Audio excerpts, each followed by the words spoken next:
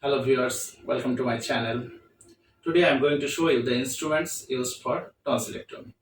These are all the instruments lined up and I am going to tell you one by one. Please come up.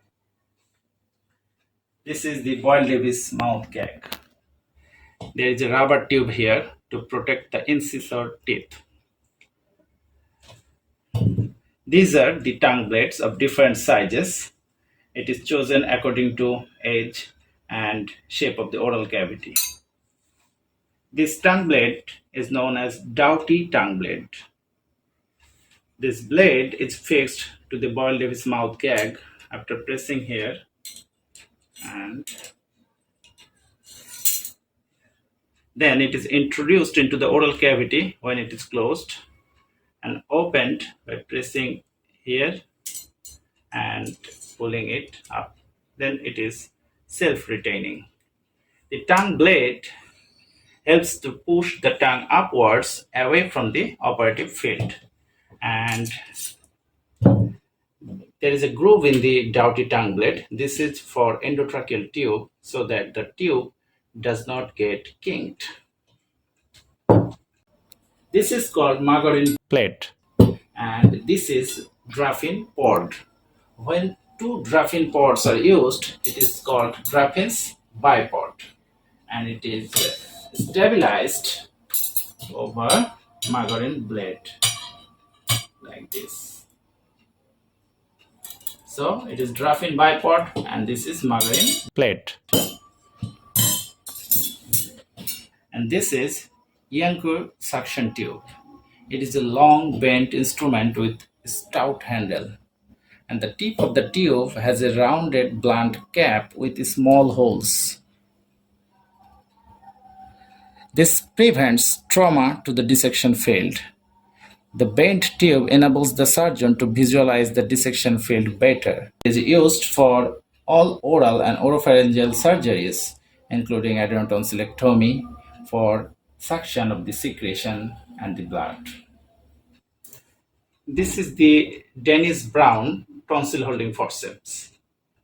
It looks similar to Lux forceps, but it is different from Lux forceps. This is Dennis Brown tonsil holding forceps. This is Lux forceps. The difference is its jaw are blunt and it does not cut through tissue. But Lux forceps edges cuts through tissue. So it can be used for punch biopsy of the tissue.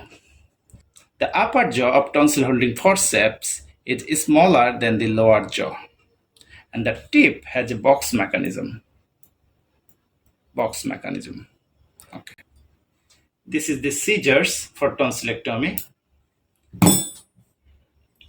This is known as Mollison's pillar retractor and tonsillar dissector. At one end there is pillar retractor and at other end there is tonsillar dissector.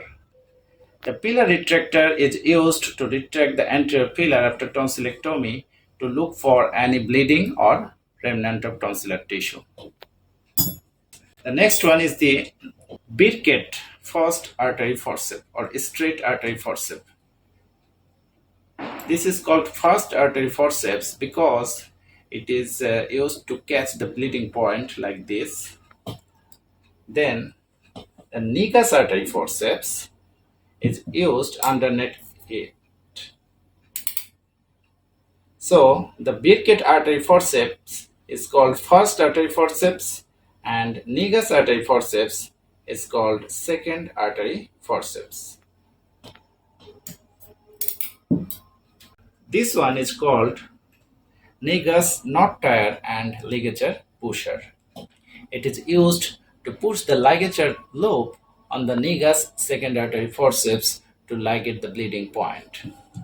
So these are at a glance the instruments used for tonsillectomy. Thank you for watching. Goodbye.